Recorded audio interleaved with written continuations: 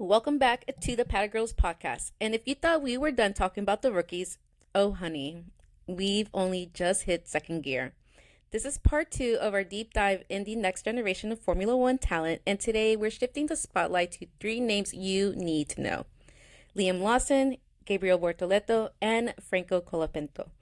From Liam's waitlist to wildcard journey, to Bortoleto's rise as Brazil's next big thing, and Colapinto's relentlessness from F3 to F1, these guys are bringing hunger, heart, and a whole lot of heat to the grid. They're not just here to fill seats, they're here to make statements. And on today's episode, we have me, Melissa, Amy, Hanna, and Chelsea behind the scenes. So let's get into their stories, their strengths, and why your favorite midfield driver might want to start watching their own mirrors.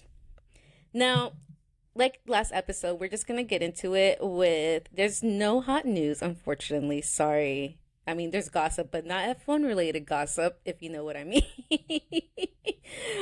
But we're just going to get into their current rookie standings. So again, we have P7 is Kimi Antonelli, Isaac Hadjar in P11, Liam Lawson, P16, Ollie Behrman, P18, Gabriel Bortoleto, P19, Franco Colapinto, P20, and our honorable mentions, we have Fernando Alonso in P14 and Jack Doohan in P21. Honestly, besties, we can't talk about this season's rookie and not talk about someone who can be a little bit on the polarizing side, if we're being really honest. Now, love him or hate him, we really do have to talk about Liam Lawson.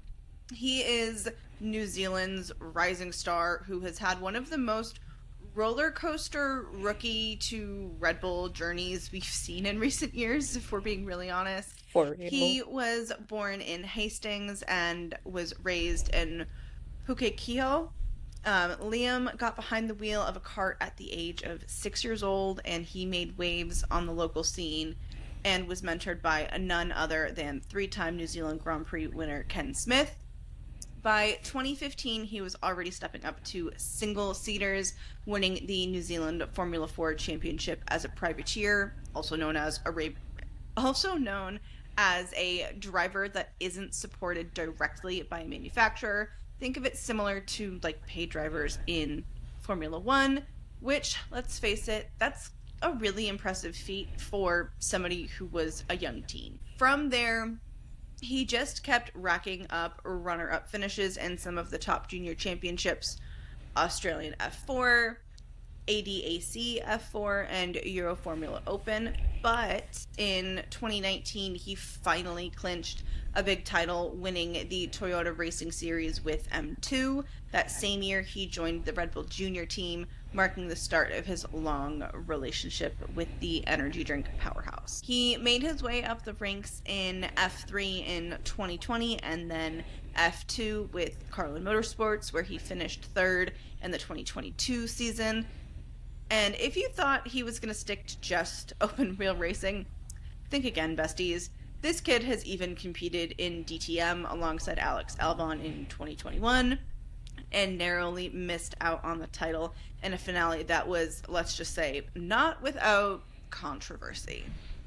In 2023, he took on Super Formula in Japan with Team Mugen, and again, he was runner-up. That year, he got his first taste of F1 when Danny Rick was injured at the Dutch Grand Prix, and Liam had to step into the AlphaTauri for 5 races, and honestly, he did not waste the opportunity, scoring his first points in F1 at Singapore. Now, fast forward to 2024, and he officially replaced Danny Rick at the rebranded Racing Bulls from the US Grand Prix onward, and then came the big promotion: a full-time Red Bull seat for 2025 alongside Max Verstappen to replace Sergio Perez. But we all know how that worked out for him, or let's face it, didn't work out for him. That Red Bull seat is one of the hottest, most volatile in the paddock, and in just a few races into the season, he was swapped out for Yuki Tsunoda and sent back to Racing Bulls for the Japanese Grand Prix onward. It has been a whirlwind for Liam, but if there's one thing he's shown, it's that he's honestly not done fighting yet. I'm very intrigued to see what the rest of the year will hold for him and what other chaos Red Bull has in For the real. works. Amy, you brought back the flashbacks of him being replaced, or him replacing Danny Rick, and how distraught we all were, especially before Coda. I was Oh my so God. mad. The decisions were made, and they were not very bright decisions. There are many a times that I wish I had interior cameras in my house for when F1 breaking news hits so that y'all could see my reactions, because I think I took a lap around my house. I was distraught.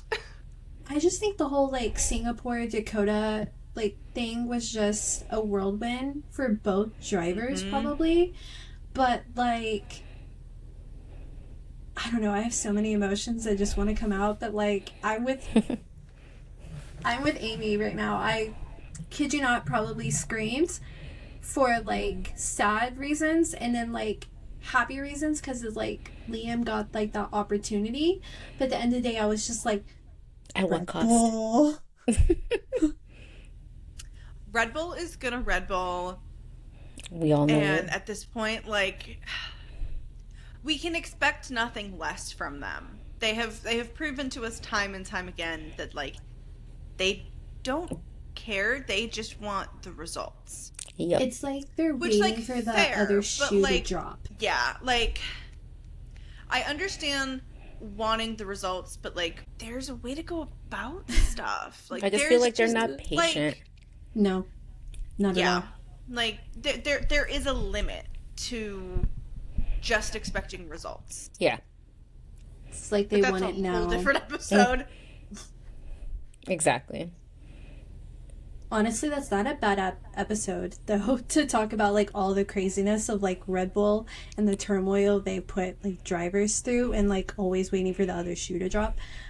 Maybe we'll do that one day. Who knows? Keep an eye out. Now, this next driver we're gonna talk about, I call him Gabi. I know his name's not Gabi, but Gabi to me, Gabriel I think that's Lorenzo. what the team calls him. Usually little bit, yeah. Brazilians, usually Brazilians, like when they have Gabriels, because like there's a few Gabriels in Arsenal Football Club, and they're all called Gabis. Literally, Yeah. it's like small Gabi, big Gabi, like regular size Gabi. I call them big, regular, and small, but literally it's like big Gabi and then I Gabi love Jason. that. Yeah, so it's pretty common. Yeah. So this driver is Gabriel Lorenzo Bortoleto Oliveira. He was born on October 14th, 2004. Thank you for reminding me how old I am again. And was born in, I'm going to say this wrong, Osasco in Sao Paulo, maybe. Sorry, don't hate me if I got that wrong. He began karting at the age of 6 and quickly claiming national titles in Brazil at the age of 11. He and his family relocated to Italy. That's a huge move. And by 2020, he made his single-seater debut in the Italian F4 with Prema Racing, scoring podiums and a win in his rookie year. Now, he climbed the ranks through the Formula Regional European Series before exploding onto the international stage in 2023, winning the FIA Formula 3 Championship as a rookie with Trident, and then following up in 2024 by clinching the Formula 2 title with Invicta Racing. Now, his standout moment, a sensational Monza feature race victory earned after after going from like last on the grid to getting first. Incredible. And especially like so early on, I don't think that that's very like Common? yeah. That's not a rookie move. No, when I think of that, I think like Formula 1, like you've earned your career, like you know how to fight. And so to see that in Formula 2, like Formula 3, you're like, oh, wow. Now, off the track, Gabriel's rapid rise attracted influential backing. His career was guided by Fernando Alonso's A14 management company. Yes, that Fernando Alonso. And he joined McLaren's driver development program in the late 2023 timeframe, and even testing F1 machinery. Now, in November 2024, he was signed by Sauber, soon to become Audi, for a full-time F1 seat alongside Nico Hülkenberg, making him the first Brazilian full-season F1 driver since Felipe Massa, who retired in 2017. Now, at just 20 years old, his record of winning titles back-to-back and jumping straight into F1 marks him as one of the sport's brightest young stars. Despite some of the controversy we've seen this year in the 2025 season, I know that Red Bull made some sly remarks about him this year. It wasn't even just Red Bull. It was Helmut Marko that did. Yes. And I will single that man out from that team. Thank you, Mel. I was trying to be nice in this, but yes, exactly. Helmut Marko, I hope you know that now that Gabi has a car and Sauber is giving him the resources, watch out. Just watch out. I feel like we have said this so many times in our PGP group chat, but Helmut Marko needs to learn when to just stop. He just needs to go away at this point because he's such bad public. They got rid of Horner. I think Helmut should be next. That's a different discussion right there. I think it's time to get rid of the Get rid of the toxicity of the team and watch it grow. That's just what I have to say. But what I liked about Gabi's attitude after that statement came out, he was just like, okay. And like, he proved him wrong, like, that weekend because he, like, performed pretty well, like, afterwards. Yeah. But you mentioning Fernando reminded me, I think it was a few races ago where they were, like, battling, like, next to each other, like, going wheel to wheel. And, like, Gabi ended up in the points and, like, Fernando went there to congratulate him. And I was like, that's so cute. Like, that's, like, your manager right there. But, like, he was happy for you. I want to say even though you beat him. Exactly. Yeah, I want to say it was Silverstone, if I'm not mistaken. Yeah. And he, like, passed him while like, they had a little bit of, like, a racing battle, and then he ended up passing him. Yes. I was like, go, Gabi, go. Like, heck yes. It was very fun to watch. Despite having a pretty rough beginning of the season, now that we've hit probably after Miami, we have seen an incredible, like, shift in Gabi and Nico, which we talked about last episode, just how well they're doing and how well they're holding the team together. And it just makes you look forward to seeing what's going to happen next for them. Same here, especially with the Audi money coming in. I'm just excited for more rookies to come on the grid who potentially could be represented by Fernando Alonso, because he has so many drivers that are a part of his management company. And I'm just waiting for the day that we have, like, multiple drivers that are all managed. Fresh faces. By Fernando. You know what I would love to see, and I don't know if it exists, to be honest with you, but who should have a management company, and I feel like would do amazing with this? Sebastian Vettel. I'm waiting for it, honestly. There's a lot of drivers that can do good with it. Right. I feel like he would be such a great mentor. There's even current drivers on the grid. I'm like, I can Lewis see so can many definitely of do you. It. Yeah. Carlos Sainz, I can see him being a really good mentor in the future. Yeah. A lot of them. Even Danny Rick. If he ever chose to, like, put himself back in that scene. He does have a karting program. Right, yeah. I feel like a lot of teams do, because, like, karting, Lando has a team. Carlos does too, I think. Yep.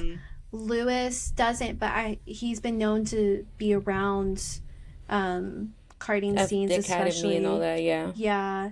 I forget. There is another driver who has a karting team / a development program. Yeah. I love seeing it. I can already sense it coming in the future of just, like, a bunch of rookies that are all managed. Fernando. I wouldn't be surprised. It's either going to be awesome to watch or it's going to be absolute chaos. I'm probably honestly more leaning towards a little bit of both. Chaos. I feel like it would be a little hard to manage, like, and differentiate between everybody if you're managing especially a lot of different. On the grid. Yeah, because, like, imagining managing someone from multiple teams, or having a manager like who represents multiple different drivers for multiple different teams, how do you prioritize certain parts of it? But then at the same time, this is why I don't do it. But the man does have a team to do all that too. Now, we can talk about all of this. Again, it could be a future episode. Keep an eye out. Let us know if you want us to talk more about it. But we do have to continue on with one of my favorite rookies. Or I have a bunch. I think, honestly, all of them are my favorite, except for like one or two. Me too. The man, the myth, the legend. Franco Colapinto. Our favorite chaotic Argentine driver. I need you to run that back one more time just because it scratches an itch in my brain. Alejandro.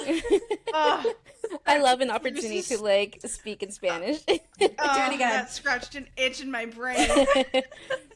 The man, the myth, the risk king, Franco Alejandro Colapinto. You're welcome, Thank besties. you, bestie. Our favorite chaotic Argentine driver. Now, the man has a lot of information. I remember texting him and being like, this man has a lot. Like, I don't know what to put in and what to cut out and what to, like, summarize. So bear with me because I will try to keep it short. Now, I'm going to feel old again because he was born on May 27th, 2003. I was in 7th grade. Insane. Oh, God. Making him a whopping 22 years old. Now, he was born and raised in Pilar, Buenos Aires. Franco has a dual citizenship in Argentina and Italy, as his father is Italian and his mother is Ukrainian, which I found very, very interesting. That makes so much sense now that you say it, and I think about what he looks like. Yeah, exactly. I'm not surprised, because Argentina in general is like a very diverse country, especially with their history. I was not expecting Ukrainian when you mentioned that. I was like, huh? Oh. Yeah. He's got part of the same mix that I do, which is kind of ironic. Hey, you guys might be long distance cousins. Who knows? Now, listen, Argentina does have a very interesting history with their like migration and everything. Sidebar, if you can look into it. It's very chaotic. Now, he is not only fluent in Spanish, we all know, but he is also fluent in Italian and a little bit of Portuguese. And of course, we all know he is part of Club 44, being a fan of Lewis Hamilton and Ayrton Senna. I love that he's a Lewis fan. Like, he's mentioned it just the same as Isaac. I feel like the both of them can be like presidents of Club 44, to be honest. Now, Franco started karting at 9 years old in Argentina, where later he went to win the Argentine Championship in 2016 and 2018. God, I am so old. He was 9 when I was like old. He also won the Buenos Aires Regional Championship in 2016 and 2017. Now, once Franco was 14 years old, he moved to Italy to further his motorsports career, where he won the karting exhibition race at the 2018 Summer Youth Olympics alongside Marcia Garcia Puig. I don't know how to pronounce that. And then Franco had entered the F4 Championship driving for DriveX, where his father sold their house in order to pay for the season.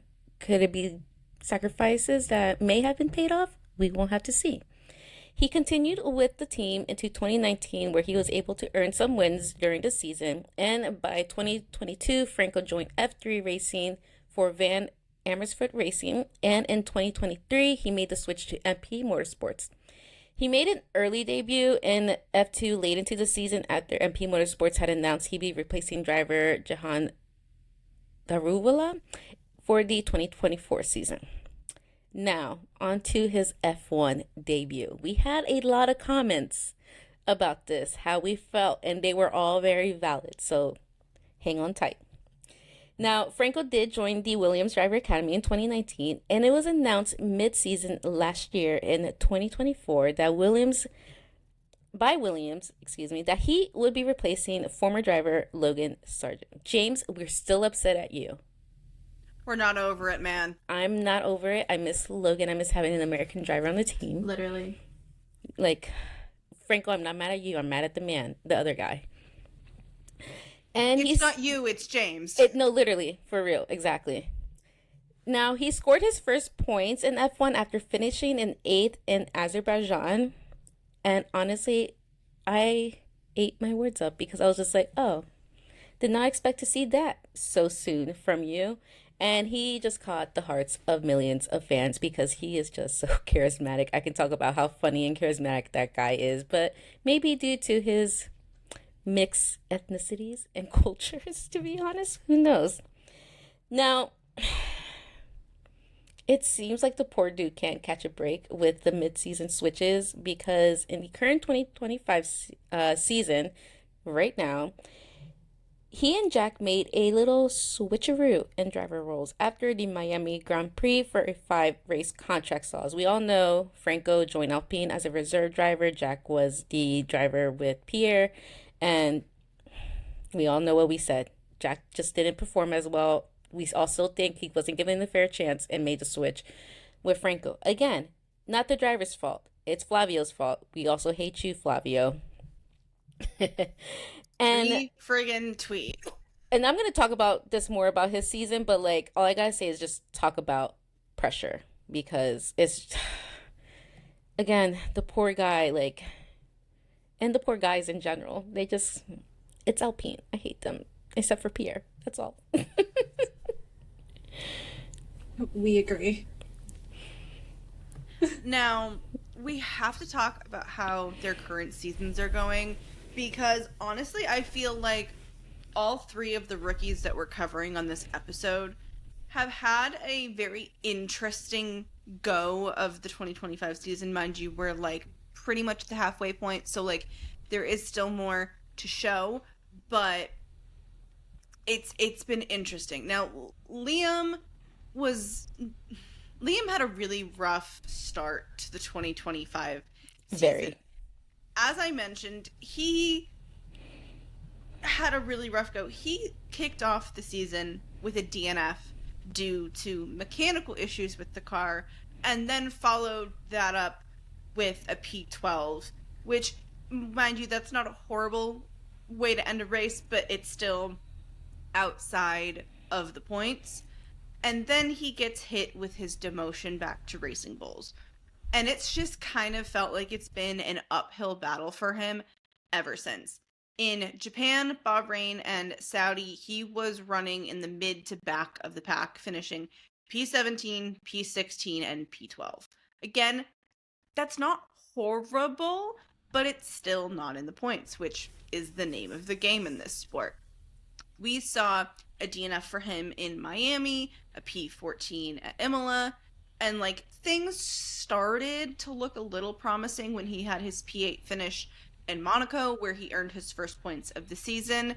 He did just miss out on points in Spain when he finished in P11, but he suffered another DNF in Canada.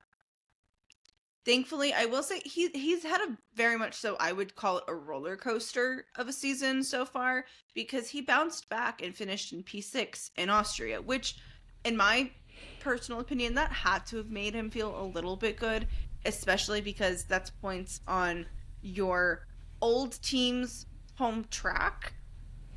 But it was kind of short-lived because he suffered another DNF at Silverstone.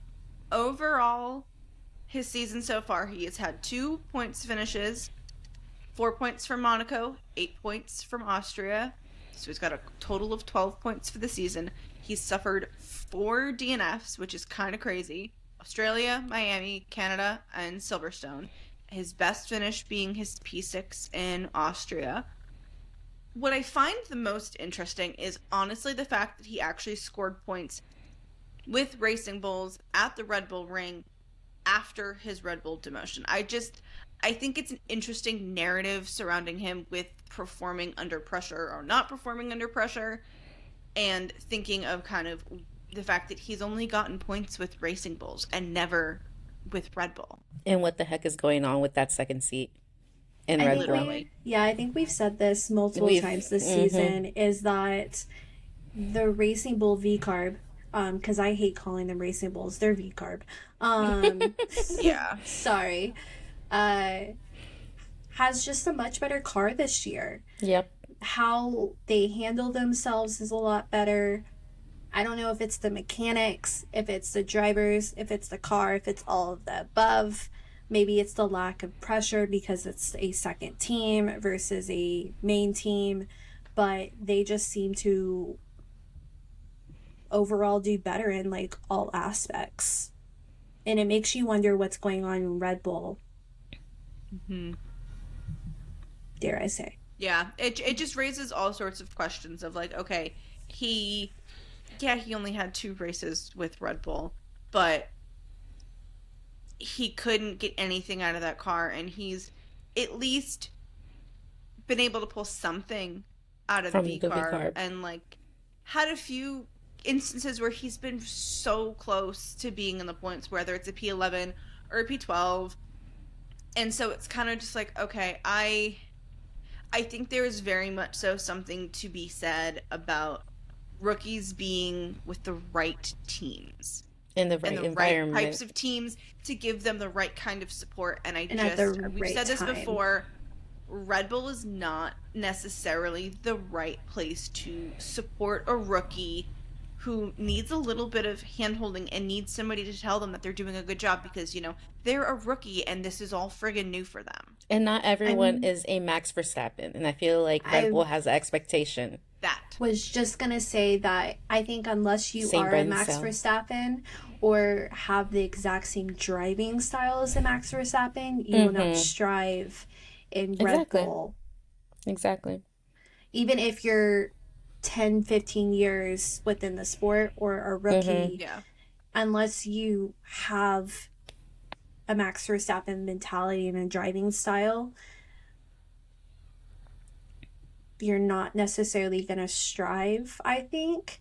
I do think Racing Bull needs to change their outlook a little bit. I could also say that about a couple other teams, to be frankly honest with you. I mean, I feel like Racing Bulls, V-Car, whatever the heck they want to call themselves, guys, pick a name and stick to it. For the love of God. I missed that one. I feel like they could stand to put a tiny bit more pressure on their drivers because I actually think they would step up to the plate if they had a little bit more fire lit underneath them. I think what hinders them a little bit for V-Carb is the fact that they're like the Red Bull sister team, so they're not looked up as like, they're not put on like a high pedestal as like other teams are, because like Williams, like Sauber, like Haas, they're like the midfield or like the infield teams, but they're still like an F1 team where it's like, I feel like with V-Carb, it's like, they're an F1 team, but it's like kind of like, they are, but it's like, it's their driver academy. Development team. Thank you. Yes, exactly. So it's like, I feel like that doesn't help them out either, so. Yeah. Well, I mean, you kind of look at that and you probably look at their team as a whole, and probably some of the people who work for V-Carb are Red Bull employees that just wear the V-Carb outfit. And so you have like one weekend I'm working here, the other weekend I'm working there.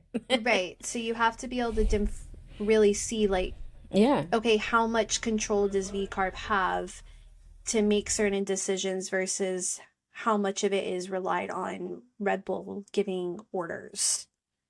And I think if you were to silo them and split them, I think you could see an incredible, like a difference versus always having that second team mentality, which probably does hinder them. But I mean, I will say if you look at their driving stats for this year, as a team as a whole, it's a good feat versus previous years, I would say, from them. I see what you mean. Yeah, no, I agree. Now, Gabi, I had to say this as my first line is, patience is the name of the game. Very much so. Gabriel came into F1 fresh off the duel of F3/F2 titles, and I think he expected to come in with some dominant mentality when he entered into the sport this year. Instead, he's battling at the back with Sauber's still lagging car. So sad, but I had to put that. Very unfortunate. He openly That's admits the truth, though. It yeah. is. And he even openly admits it's not easy adjusting from winning to simply fighting for points slash fighting for the car. And he has to remind himself it's all about having patience as he learns the ropes of F1 and this car and what's going on.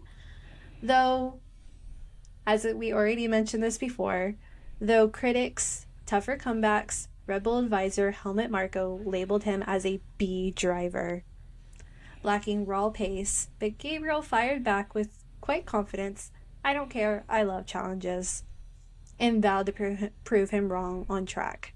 I love that. He wasn't rude, he wasn't disrespectful, he held himself very well, which As he should. at that young age, you're like, oh, PR Very mature. training. Yeah. I think there are many a driver who have been on the receiving end of a Helmut Marko comment who would love to tell him, you're wrong, To F I off. don't care. Yeah. There are so many people who have very much so wanted to say, I don't care, I love a challenge to him. So, like, kudos to Gabi for being a rookie and saying that with his whole chest. Yeah. And now with media overload hits harder than the car at sometimes. Beyond the wheel, he's juggling intense media duties and sponsorship obligations. I didn't realize how many sponsorships this man has and how many like responsibilities he has to like juggle and like do stuff. I'm like, interesting. As a far cry from minimal self-focus, he's had junior categories, I would say, as far as like what the team has been able to give him as far as like driving pace, and he's called one of the toughest rookie challenges this season, which surprised me because I would have thought that would have been like Ollie Bierman, but it was given to Gabi Bortoleto. Interesting. Yeah. Now, his first breakthrough, and I would say probably a boost to confidence, was finally at the Austrian Grand Prix, where when he broke through with a P8 finish, becoming the first Brazilian to score since Massa in 2017. He even nabbed Driver of the Day and told media he's hopeful Sauber can keep scoring as upgrades roll in. And I definitely think that we're going to see something great from him. I think so too. It seems like Sauber's finally starting to like turn a Figure out their wheel. car. Turn a wheel, literally. I think it took getting rid of some probably key people that were hindering them, and then the backing of money and being able to just finally do things to the car. I'm for Ferrari it. needs to do the same. Get rid of some people. I'm not talking about you, Fred, but some mechanics Their and some power engineers. units of Sauber actually come from Ferrari. Exactly. Fun so note. like, hello. Yeah, Ferrari like gives their engine to like a lot of teams. So it's like, Yeah. please. And it just makes me upset. But we're not here to talk about Ferrari's Not yet. problems. Not yet. In another episode, tune in next week as we recap the race and see what else Ferrari did wrong. Oh, God. The opportunities are endless. They give us too much and it just hurts. But you know what? PTSD. That's their own fault. It may be mine for being a fan, but here we are. Bell. Hey, listen. The struggle bus is real. It is. And Chris is also now dealing with the suffering. So At least you He's have a- someone to suffer with. exactly, because he used to laugh at me a lot last season. So here we are. No. Now It's you okay. get to suffer together. It's tough love. His love language is mean, being mean, but it's okay. It's okay. Now, as mentioned before, seems like Franco's F1 career has just been, como se dice, chaotic. He started as Alpine's reserve driver for the season, as I mentioned, with the rumors that a little switcheroo could be made between him and Jack Doohan. And guess what? It did happen. Are we surprised? No. Did we feel bad? Yes. And Franco made his debut with the team in Imola. Again, loved it for Franco. I felt really bad for Jack. And at the end of the day, I just feel like neither driver is just given not an equal shot, but like a fair shot to show what they can do and everything. Because it's just, again, the Alpine is just a shitbox. I've said it. It performs when it performs. and it And doesn't, when it doesn't. Exactly. So it's just like, come on, hello, Flavio, leave. Anyways, now the season has been anything but friendly to Franco. Besides being on a 5-race contract, he's managed to finish races within the bottom half of the grid. Unfortunately, notably in Monaco, where he started last, he was able to finish in 13th, which I would think is pretty impressive because Monaco is a pretty hard race, hard track to like overtake and finish anywhere where you did not start. And similarly in Spain, where he started P19 and finished in 15th. Now in Canada, he did out-qualify his teammate Pierre for the first time by starting in P12, and he ultimately finished in P13. So I mean, but he did qualify his veteran teammate Pierre. Now it was expected that the Austrian Grand Prix would be his final race due to his contract. Did we know who would be the next driver? Would it be Jack? Would it be someone else? Who knows? Tune in next week. But Franco is currently on a race-by-race contract with the team. I have a lot of feelings about this. I just don't like it at all. I think it's very unfair. I think it puts too much pressure again on rookies. It's just like, it just doesn't help them out. And like you guys had mentioned, like they just need a little bit more hand-holding. Like I feel like everyone expects like the rookies to be like a Max Verstappen or like an Oscar Piastri, where it's like they're just like so like in it to win it and everything. It's like, no, not everyone's like that. This is like a kind of a generational not thing. Everybody has the same kind of management. Like Oscar's got Mark Webber Exactly. Like, not to mention his supportive parents, but like his manager is a former driver who really understands how the cutthroat the sport F1 is. world. Exactly. I really dislike the whole concept of the race by race contract now. Feels so because I messy. feel like it's leading somebody on and making them think that they have a sense of security that they don't have. Exactly. And it's just me. Go ahead, Han. I was just gonna say it feels weird and it feels wrong and it feels dirty and it's disrespectful. It is. No, especially as a rookie, should not have that level of pressure on them. And I just think that, like we've all said, they need a little bit of hand holding, and to do that to somebody, it just doesn't feel okay.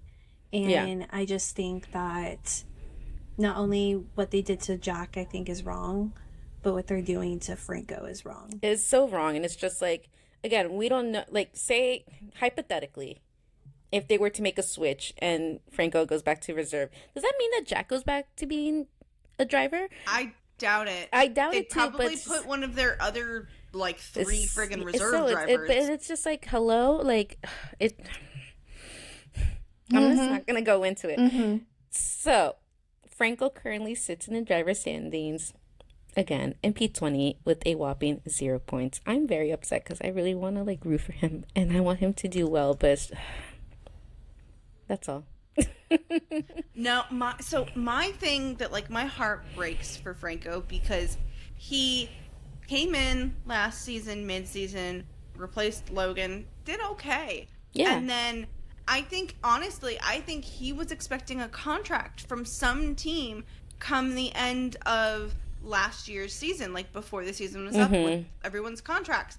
And then he doesn't get the contract, gets a reserve driver's seat, and then again gets pulled in midway through the season to replace Jack. It's just not fair. It's just like that. If that was me, I'd be kind of offended because it's like, okay, you want me for a mid-season swap, but you didn't want me for a contract? Like, why didn't you just sign Franco for an actual contract? Well, exactly. Why put Jack in? They probably did not expect Jack to do as he did.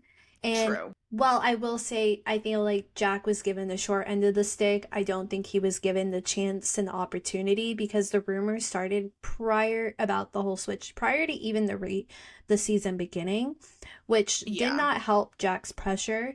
And then you add on some of the media to that and the fans into that mix. I don't think it was necessarily the best start for Jack. And then you add in Franco, who just wants to race and deserves the opportunity because he did prove himself in some way, shape, or form last year in Williams that he did deserve a seat. Though there was already a large line of people who were also had opportunities for a seat. And I think that it just went to, you deserve the seat. There's just not enough seats to give. And I think that was where he unfortunately drew his sort of opportunity. And I think we all kind of hoped, okay, you're not getting your seat in 2025, in 2026, it's your time. Like, Franco, you're going to get that opportunity. And then mid-season, you get the seat and you're like, oh, yay, Franco, I'm so glad you get this opportunity. But Alpine, what the heck did you do to Jack? And so I think it was a little like of a love-hate for us at the beginning. But at the same time, I don't think Alpine has given him the opportunities either this season because of the level of stress that he's had, especially when it comes to like the added pressure of, oh, this race you might have a seat, next race you might not. I wouldn't be able to survive that level of pressure. I would have lost it, honestly. Now, if you've listened to a PGP episode for a while, you know that we love predictions in any way they can come. So we have to predict how these rookies' rest of their season is going to go. Since I started with Liam, I feel like it's only fair that we start with predictions for Liam. Honestly, my predictions are nothing crazy and lofty. I honestly would just love to see Liam score some points. More points at this point. Pun not intended. I am really interested to see how the rest of his season goes for both of the Racing Bull rookies now that we have someone new at the helm of the team, since Laurent Mekies is now at Red Bull. In all honesty, I'm not expecting podiums from Liam. I'm not that crazy to predict podiums for Liam.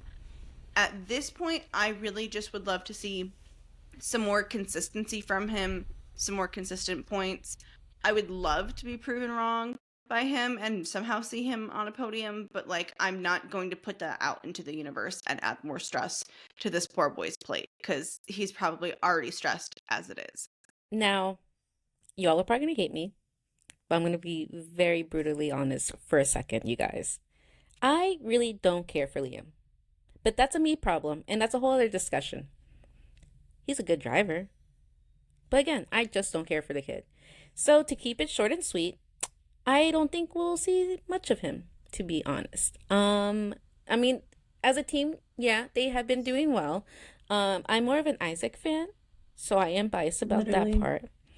But I do have to expect the unexpected from him because sometimes, again, that V-Car, Racing Bull, whatever, Toro Rosso, will perform when it wants to perform, and then sometimes it just doesn't. And it's just very unfortunate, just given his career, because it just looks very bright. But again, that second seat is just not, it's cursed. That's all. Yep. And I wonder if Liam should have stayed in the Red Bull family as long as he did, because they very much so had him kind of waiting in the wings for a really long time to get into F1. And I really question if that was the worth it best decision for him. Mm-hmm. I wonder what his F1 career might have looked like if he had considered teams outside of the Red Bull family. It's like but Pierre. We'll never really know right now until he makes that decision to look elsewhere. Alex Albon. Yeah. But I just think of Pierre more because like Pierre stayed with AlphaTauri and that B team for like years and years until finally the door opened and he went to Alpine, and he's been doing in Alpine. But again, another discussion for a different day. Hey, he's still got a podium. Hey, that's true. And he got a win with AlphaTauri. So again, it goes to show that car will perform when it performs. But it's just inconsistent. Yeah, exactly. Yeah. And I have to agree with you, Mel. I have a love-hate for him. Sorry, not sorry. I liked him last season off and on, but there's just something about him that makes me hesitant. And I can't pinpoint what exactly it is about him that makes me think that, but like, I don't know. It's a me and Hanna problem, clearly. No, I think it's a very common problem for a lot of F1 fans. I think Liam can come off a smidge on the cocky Arrogant? side. It's more, to me, it's very arrogant. Cocky. Yeah, it's Better than everybody? His attitude can come across coming to a me little rough. There's one incident I can pinpoint, but I don't feel like talking about that. Yeah, I also can picture the exact same things as well. You are not alone. I've seen it. Or, hold on, I gotta rephrase that. I've seen it. Seen it. I could still see him racing the rest of this year / next year. For who and where, not sure. I do think he can drive, but at the same time, it's hard to see where he lies, like what lies ahead of him. Red Bull is probably to blame for some of those thoughts that I have about him too, which doesn't help. Mm-hmm. I do think this year we don't have the opportunity, or we won't see an opportunity of him in the podium. Now I can see him being in the lower ends of the points / midfield with the consistency, just due to, like y'all both said, the V-Carbs car itself, because it is a good car. And no, for any of the people who are listening to this, I'm not lying. Go look at the stats. So I think that's where I'm going to have to leave it. We'll stay consistent this year, Liam.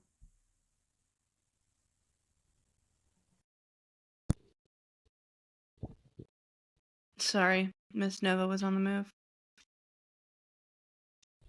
Now, we have to talk about Gabi, and I am really, really, really, really, really hoping that we see more points for him, especially now that we have seen that Sauber has been able to get Hulk on the podium.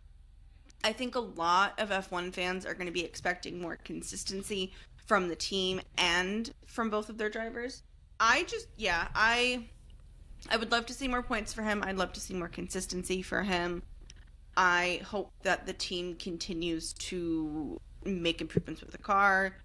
I think they are on the right path. So fingers crossed, all the manifesting is manifesting for them. Yeah, I hope the same for Gabi. I feel like after this podium with Nico, I feel like it's going to be like a morale boost for the team in general, where it's like, yeah, we got this podium and it's a first timer for Nico, which is already big in itself. But it just shows the team, like, as a whole, like the mechanics, engineers, the strategy people, all that it is possible to be up there with the big teams too. And I do love what he said to Nico over the radio after he got that podium win. Like, it was such a sweet moment. And like I had mentioned a million times over, that Audi money is starting to hit the team. And we can honestly see in the car's performance, obviously. And I think it'd just be cool to see him finish up higher in the rankings. Again, it's a Latin American driver. I would love to root for Latin drivers, if you will. So I want to see him do what? Good. Yeah. I love Gabi. There's no denying that. There's no hiding that. But I will say I do love the father-son vibes that I get from Nico and him. Mm-hmm. Or I guess mentor vibes. I think Gabi has a bright future ahead of him. And I'm so happy for Sauber. And I think they're finally giving the drivers like the car that they need and deserve. / those mechanics. Because those mechanics have been through the mud. I think we will see some higher placing for him the rest of the season. Now I say that as in like P10 to like P6, because I do think that Sauber's got the potential to be like in those lower / higher-ish end, and that's a realistic points. Expectation, Han. Because I feel like if you got P8 from him in Austria, then you in Silverstone we got Nico P3. So you see the potential just in those two races, which were back to back. Exactly. It's possible. I can see some midfield consistency from them, and I think that will help boost Gabi's like mentality, mental confidence, things like that. Thank you. On just what the rest of the year / next year and future hopes. I do hope that, and I dare I say this, don't hate me, is I hope not the beginning year, like the beginning year of Sauber. I hope that didn't ruin Gabi's chances at like a future seat within Formula One. So that's just what I have to say. But I do think he's got the potential to like go. Well, it does seem like Audi's a bit more nicer than the other teams with rookies on Thank it. the Lord. Besides like Mercedes, because we know Toto loves Kimi. Debatable right now with everything swirling around. I do hope that we get to see him next year with Nico and Audi, because I think the duo will do pretty good, and I think it's also beneficial for for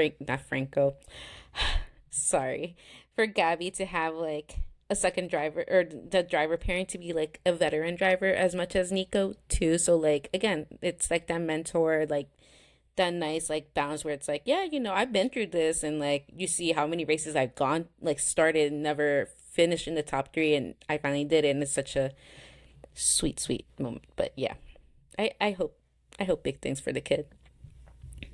I feel like there is very much so something to be said about having the right driver pairing when you're looking to have a rookie on your team. You need to have the right type of like senior driver on your team. I mean, facts. I was surprised when you put like, when you look at Aston Martin, when there's like Fernando and Lance.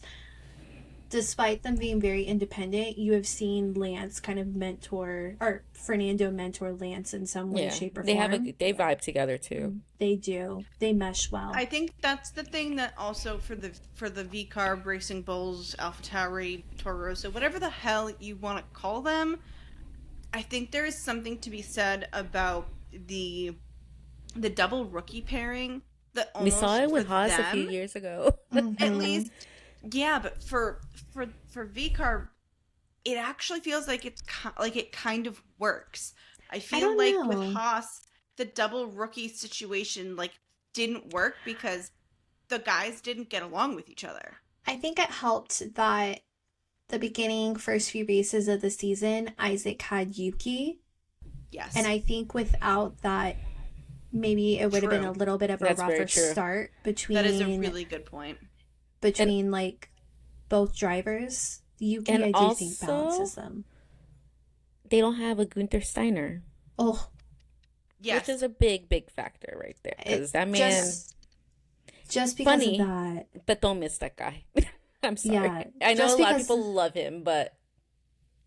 Just because of that, Mick Schumacher needs another chance without Gunther Steiner getting involved. I say this to this day, that man, we think about the whole Jack Doohan thing. No. Mick Schumacher was given the short end of the stick and treated like crap. Yep. Yeah. Now, we have to move on to Franco because honestly, I think we all have some pretty strong thoughts on what we hope to see for Franco. At this point, if I'm being really frank, y'all, I will settle for a friggin' P10. If that's all he can pull, I will take it. I would like to see something from him. A singular point will suffice. This may sound bad, but I feel like because Jack was dropped for his performance and Franco hasn't been able to crack P13, like, at what point does Alpine make a different move? Like, if you're going to drop Jack for performance, when are you going to have the same thing of going, well, Franco's not performing. So, like, which is it for Jack? Was it his performance, or was it that, like, actually you guys did indeed sign him for a short race contract and you're just not making that public knowledge? Like, what? Something just doesn't add up if Jack was dropped for performance, but Franco can't crack P13. I will take P10s from him, but it just makes me scratch my head and go, okay, at what point do you make a change? Yeah, I'm gonna have to agree. It hurts to agree because I love Franco too, but again, it's his charismatic attitude that got me. But it's literally, unless if like some miracle happens in Alpine, which I I highly doubt. But again, I really want it to happen. I don't see anything good happening to Franco this season per se. Um, I would love to see the kid do well, but I swear it's the same thing we've all said for Jack. Same thing we said for all other drivers in general. It's that pressure from that media, I feel like just doesn't help them out. But in Franco's case, it's Flavio, their CEO, their team. I don't know I know he's CEO, but like, I don't know what other roles he has within Alpine. But that man, again, he needs to be like, like gone. Like, not even into like another, like a whole other, like, Universe. Not even the universe, because that's still too close to the F1 Metaverse. world. Like, just away, please. Like, The crazier thing is the fact that Flavio Briatore is Jack Doohan's manager.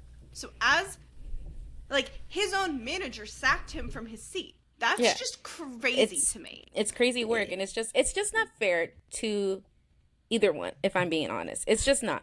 And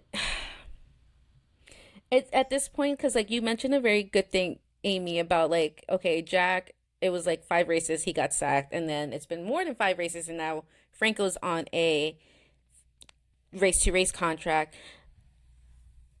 Maybe a hot take, but maybe they need to dig deeper into the team than besides their drivers.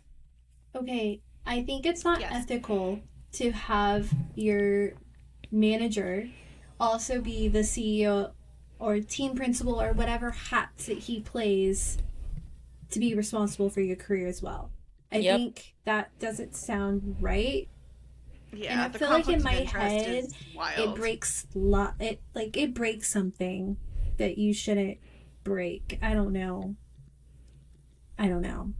Yeah, no, I agree.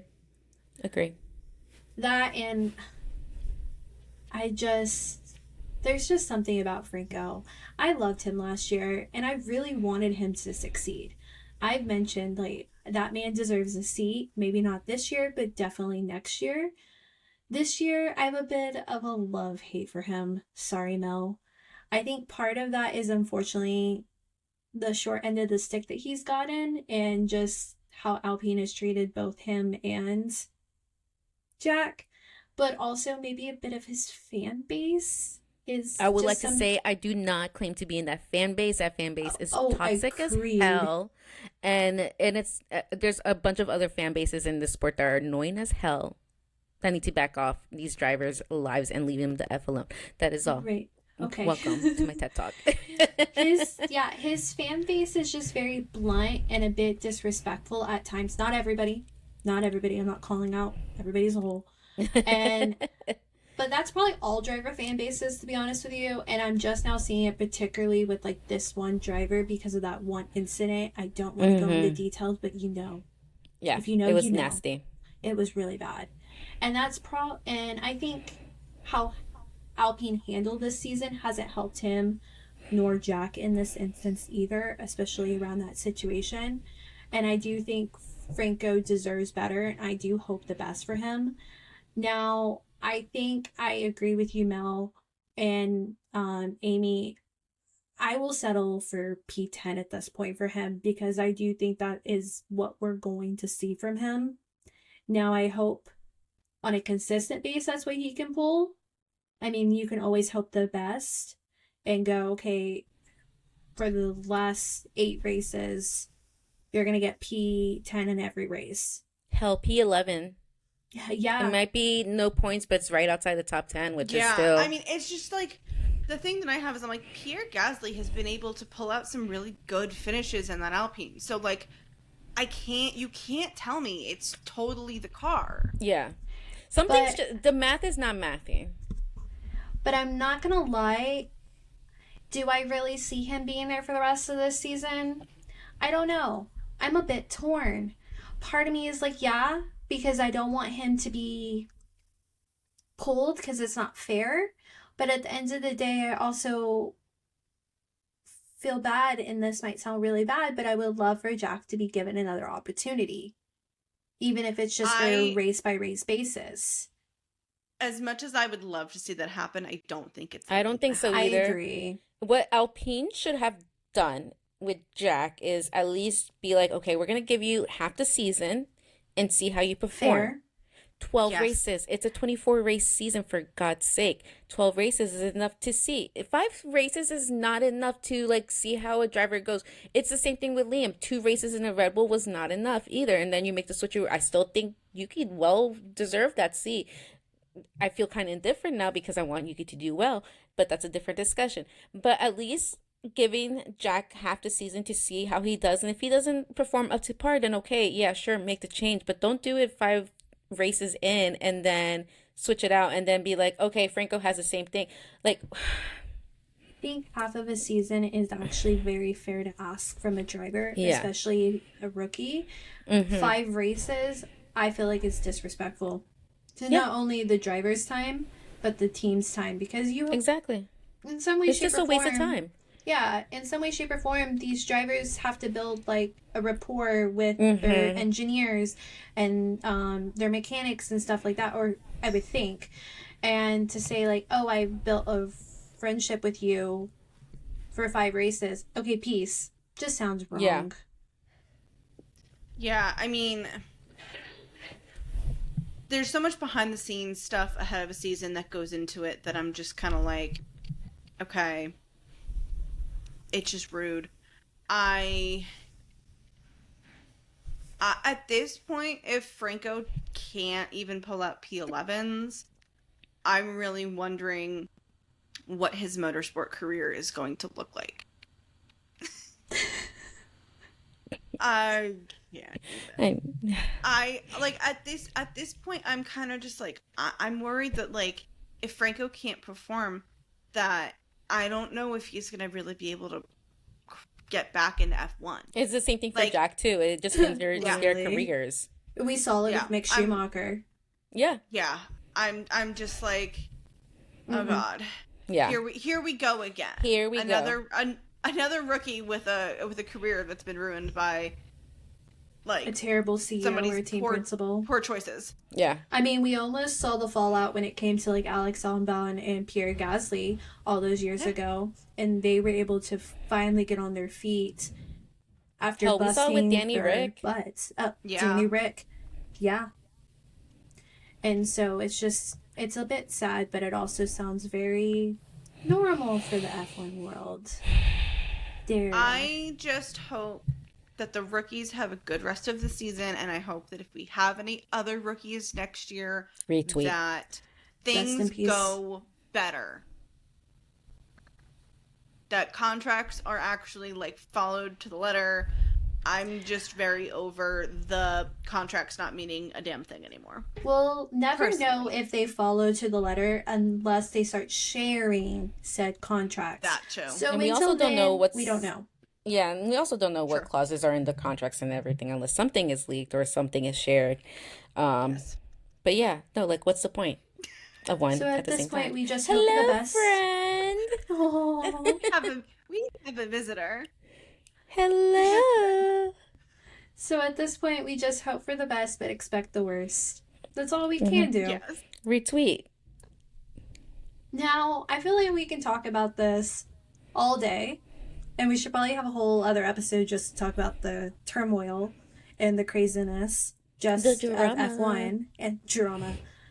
But we have to close out this episode, otherwise y'all are gonna be listening for probably like 3 hours.